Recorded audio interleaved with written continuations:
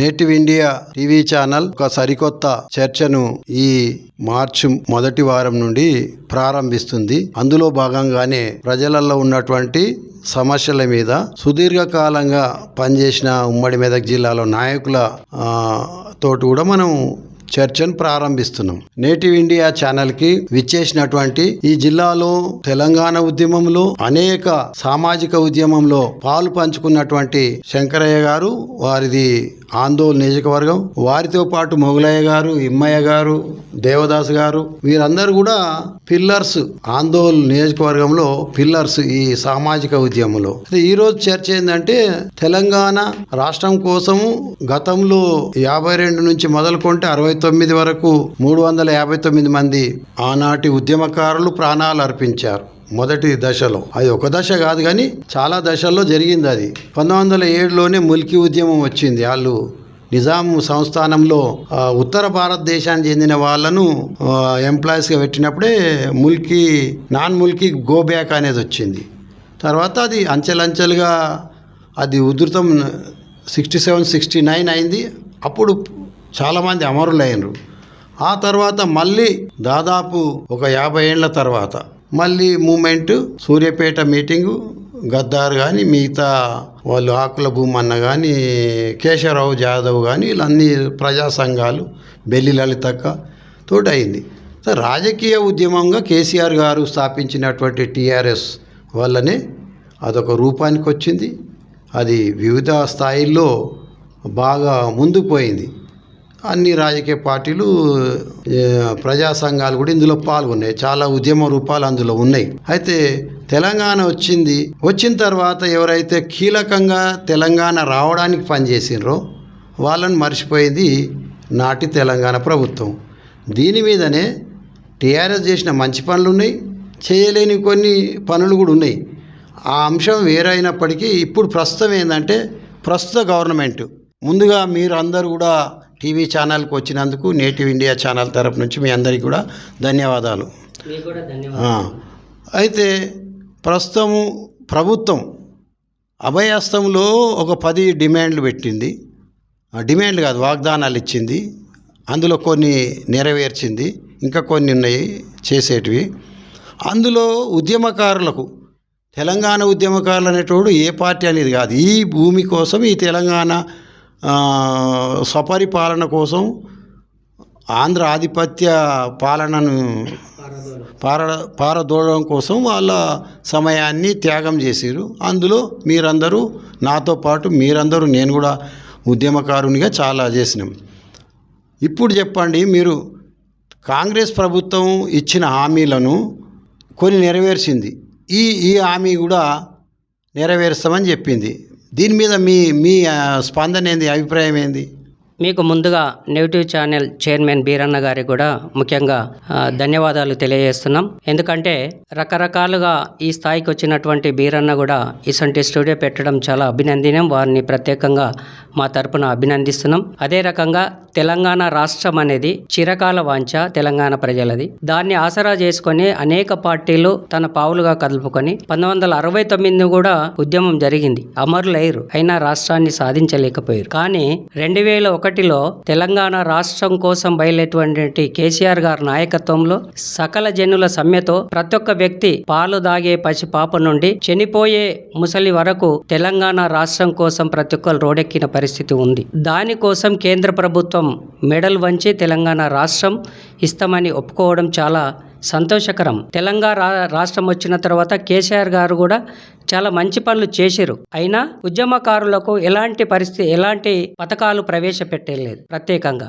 దాన్ని ఆసరా చేసుకొని కాంగ్రెస్ ప్రభుత్వం, నేటి రేవంత్ రెడ్డి ప్రభుత్వం తెలంగాణ రాష్ట్ర ఉద్యమం కోసం ఎవరైతే పోరాడిరో వారి కోసం కొన్ని పథకాలు చేస్తామని చెప్పేసి అభయహస్తం, వాళ్ళు తీసుకునే దరఖాస్తులో అభయహస్తం అనేది ఒక 6వ పాయింట్గా పెట్టిరు. దాంట్లో కూడా చాలా మంది ఉద్యమంలో పాల్గొన్నటువంటి వారందరూ దరఖాస్తు చేసుకోవడం జరిగింది. ఈ రాష్ట్ర ప్రభుత్వం 250 గజాల ఇళ్ల స్థలం మరియు పెన్షన్, హెల్త్ కార్డు మరియు ఒక బోర్డును ప్రత్యేకంగా వీరికోరం స్థాపించాలి అనేది ఉద్యమకారులు చాలా కాలంగా డిమాండ్ చేస్తూ ఉన్నారు. రీసెంట్లీ పొన్నం ప్రభాకర్ గారు కూడా ఇట్టి విషయంలో సానుకూలంగానే ముఖ్యమంత్రి గారితో చర్చించి దీనిని సానుకూలంగా చేస్తామని చర్చించి చెప్తాం చేస్తామని చెప్పడం జరిగింది. వారికి కూడా ప్రత్యేకంగా అభినందనం. ఎందుకంటే రాష్ట్రం కోసం అమరులైనటువంటి వారికి ముందుగా జోహార్లు తెలుపుతూ మలి దశలో వారి ఆస్తులను గాని లెక్క చేయకుండా, వాళ్ళ ఏజ్ని లెక్క చేయకుండా, వాళ్ళ పిల్లలను పాపలను తల్లిదండ్రులను విడిచిపెట్టి తెలంగాణ రాష్ట్రం కోసం సుధైర్యంగా మలి దశలో ఉద్యమంలో 12 సంవత్సరాలుగా అనేక ఇబ్బందులు, కష్టాలు, సుఖాలు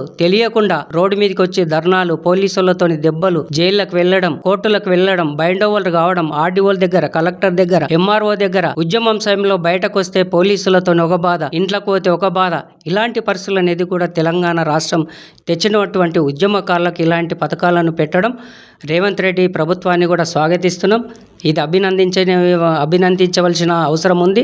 వారికి కూడా ప్రత్యేకంగా అభినందనలు తెలియజేస్తున్నాం. ఇది చేస్తే ఆయన మరొకసారి కూడా మంచి అవకాశాలు ఉంటాయి కాబట్టి ఈ పథకాలను అనేటి ఉద్యమకారులకు ప్రవేశపెట్టాలని చెప్పేసి నా తరపున, ఉద్యమకారుల తరపున ఆయనకు విజ్ఞప్తి చేస్తా ఉన్నాను. తిమ్మన్న గారు, చరిత్ర కాదనలేని సత్యం. కానీ తెలంగాణ వచ్చిన తర్వాత టీఆర్ఎస్ ప్రభుత్వం తెలంగాణ ఉద్యమకారులను మర్చిపోయింది అనేది వాస్తవం. ఇప్పుడు కాంగ్రెస్ ప్రభుత్వం ఏదైతే ఈ తెలంగాణ ఉద్యమకారులను గౌరవిస్తుందో దీని మీద మీ స్పందన ఏంటి?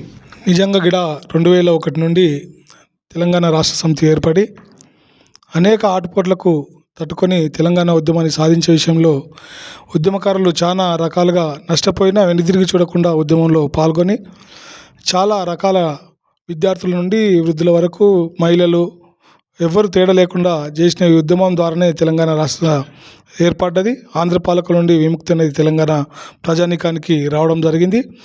ఆ సందర్భంలోనే కేసీఆర్ గారి నాయకత్వంలో కొంచెం గుర్తింపు వెనుక ఉన్నప్పటికీ ఇప్పుడు కాంగ్రెస్ ప్రభుత్వం తీసుకున్న నిర్ణయాన్ని మాత్రం అందరూ స్వాగతించవలసిన అవసరం ఉంది. ఎందుకంటే నిజంగా వాళ్ళు అప్పుడు చేసిన ఉద్యమానికి పెట్టిన సమయాన్ని వాళ్ళు వ్యక్తిగత జీవితాలకు పెడితే వాళ్ళు ఎంతో ఉన్నత స్థాయికి చెందే అవకాశం ఉన్నప్పటికీ దాన్ని అంతా పక్కన పెట్టి వాళ్ళ కుటుంబాలను సైతం ఇబ్బంది పెట్టుకుంటా రాష్ట్రమే సాధనగా ఏకకంఠంతో వీరందరూ 4 కోట్ల జనాలు కష్టపడి తెచ్చిన తెలంగాణను ఈరోజు రేవంత్ రెడ్డి గారు ఈ నిర్ణయాన్ని స్వాగతిస్తూ నిజంగా కూడా ఉద్యమకారులుగా ఉన్న ప్రతి ఒక్కరికి ఆయన ఇచ్చిన డిమాండ్లను ఎంత వీలైతే అంత త్వరగా అమలు చేయాల్సిందిగా ఆయన విజ్ఞప్తి చేస్తున్నాం. చెప్పండి దేవదాస్ గారు, తెలంగాణ గౌరవ హైకోర్టు కూడా ఒక పిటిషన్ వేశారు. కరుణాకర్ రెడ్డి లాయరు వారు ఈ వీలైనంత అంటే 8 వారాల్లోపు ఈ ఉద్యమకారులది తేల్చండి అని రాష్ట్ర ప్రభుత్వానికి ఒక ఆదేశాన్ని ఇచ్చింది. దీని మీద మీ స్పందన ఏంటి? ప్రాణాలకు తెగించి తెలంగాణ ఉద్యమంలో పోరాడి వాళ్ళ జీవితాల త్యాగాలకు బలిదానాలకు అర్థం ఉండాలని చెప్పేసి ఏదైతే ఇప్పుడు రేవంత్ ప్రభుత్వం కాంగ్రెస్ ప్రభుత్వం ఉందో ఆ కాంగ్రెస్ ప్రభుత్వం తీసుకున్న నిర్ణయం ఇళ్ల స్థలాలు కానీ జాబులు కానీ ఏదైతే ఉద్యమాలు చేసినటువంటి ఉన్నారో పెన్షన్లు ఉన్నాయో గౌరవం ఉందో అది ఎట్లయినా రేవంత్ ప్రభుత్వం ఇస్తూ ఉంటుంది కదా, దాన్ని మేము స్వాగతిస్తూ ఉన్నాం. అదేవిధంగా గొప్ప బహుజన ఉద్యమకారులు బీరన్న ఎవరంటే నేను చిన్న ఉన్నా నాకు తెలియదు కానీ నేను చిన్న ఉన్నా ఇప్పుడు చూసినా కానీ వీడియోలు తెలుస్తాయి. పూలందేవి నుంచి కాంచీరామ్ వరకు తన ఎంట ఈ మన తెలంగాణ గడ్డ మీద తీసుకొచ్చి వాళ్ళ స్పీచ్లను ట్రాన్స్లేషన్ చేసి మనకు వినిపించిన మొట్టమొదటి వ్యక్తి ఎవరంటే బీరన్న యాదవ్. అదేవిధంగా ఈ సంగారెడ్డిలో మొట్టమొదటిగా స్వతహాగా తన నేటివ్ ఇండియా ఛానల్ను పెట్టడం సంతోషకరం. దీన్ని అన్ని విధాలుగా మేము ప్రోత్సహిస్తాం. మేము మండల బాధ్యతగా మేము తీసుకుంటామన్న బాధ్యతలు దీన్ని ముందుకు తీసుకుపోయి ఖచ్చితంగా మీ అనుకున్న మీరు ఏదైతే మీరు ఆశిస్తున్నారో ఏదైతే మీరు సాధించాలనుకుంటున్నారో మన ఈ ఛానల్ను ముందుకు నడిపించాలనుకుంటారో ఆ విధంగా బాబాసాహెబ్ అంబేద్కర్ పూలేనే మార్గదర్శి మీరు ఆ బాటలనే నడుస్తున్నారు. కాబట్టి ఏదైతే రేవంత్ ప్రభుత్వం ఏదైతే ఇచ్చిందో హామీలు నెరవేరిస్తే ఉద్యమకారులకు అంతే అని చెప్పేసి కోరుకుంటా ఉన్నాం. మన మధ్యలో మొగలయ్య గారు కూడా వారు తెలంగాణ ఉద్యమంలో గట్టి పార్టిసిపేషన్ ఉంది. వారి నుంచి కూడా తెలంగాణ ఉద్యమకారులకు కాంగ్రెస్ ప్రభుత్వం ఏదైతే ప్రకటించిందో దాని మీద స్పందన తీసుకుందాం.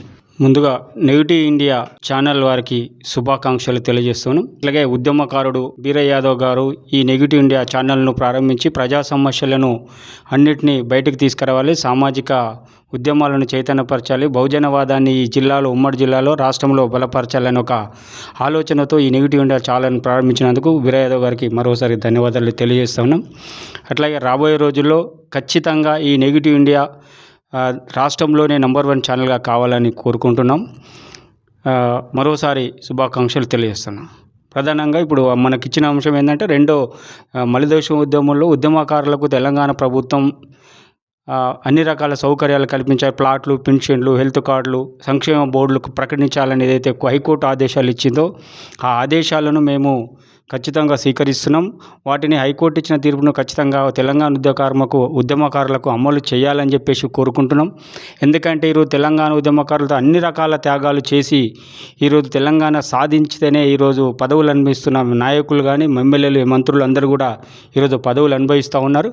కాబట్టి ఉద్యమకారులను ఖచ్చితంగా మరవకుండాల్సింది. ఎందుకంటే ఈరోజు మహానీయులు, మహానుభావులు అందరూ దేశం కోసం, రాష్ట్రం కోసం పోరాడితే ఈరోజు మనం దేశంలో అన్ని రకాల హక్కులను అనుభవిస్తూ ఉన్నాం. కాబట్టి ఉద్యమ సమయంలో ఉద్యమకారులు కూడా తెలంగాణ రాష్ట్రం సాధిస్తే మా బతుకులు బాగుపడతాయి, మా పిల్లల బతుకులు బాగుపడతాయి, మా వ్యవసాయం బాగుంటుంది, మాకు అన్ని రకాల వనరులు ఉంటాయి, మా రాష్ట్రం చిన్న రాష్ట్రం అన్ని రకాల అభివృద్ధి చెందుతాయనే ఏదైతే ఆకాంక్షతో తెగించి పోరాడి అన్ని ఇల్లు, వాకిలి, భార్య, పిల్లలు వదులుకొని రోడ్ల మీద ఉద్యమం గట్టిగా చేయాలి. ఈసారి కనుక మనం కొట్లాడితేనే తెలంగాణ వస్తుంది, రాకపోతే మళ్ళీ ఒక 60 సంవత్సరాల వెనుకకు పోతుందని ఒక మంచి స్పిరిట్తో, ఉద్యమ స్ఫూర్తితో ఆ రోజు కొట్లాడడం వల్లే ఈరోజు రాష్ట్రం వచ్చింది. రాష్ట్రం వచ్చిన 10 సంవత్సరాల్లో తొలి ముఖ్యమంత్రి చంద్రశేఖరరావు రాష్ట్రాన్ని అభివృద్ధి పదంలో నడిపించడం కోసం చాలా ప్రయత్నం చేశారు. అభివృద్ధి పదంలో నడిపించిండు కూడా రాష్ట్ర రెవెన్యూ. కానీ రెండోసారి ముఖ్యమంత్రి కాంగ్రెస్ సర్కారు కూడా అదే దశలో నడిపించాలి. ఉద్యమకారులు ప్రత్యేక గుర్తింపించి ఏదైతే ఇచ్చారో ఆ మాట నిలబెట్టుకోవడం కోసం ప్రత్యేకంగా కృషి చేయాలి అని చెప్పేసి మేము కోరుకుంటున్నాం. ఇది నేటివ్ ఇండియా టీవీ ఛానల్ స్టూడియోలో తెలంగాణ ఉద్యమకారులకు ఏమి చెందాలి, వాళ్ళు ఏమేమి త్యాగాలు చేసిరు, ఎందుకు ఇవ్వాలనే అంశం మీద ముచ్చటించడం జరిగింది. ఇలాంటివి ప్రతి గ్రామంలో చావడీల దగ్గర, బొడ్రాయి దగ్గర, రచ్చబండ దగ్గర కూడా కార్యక్రమాలు ఉంటాయని మీకు తెలియజేస్తున్నా.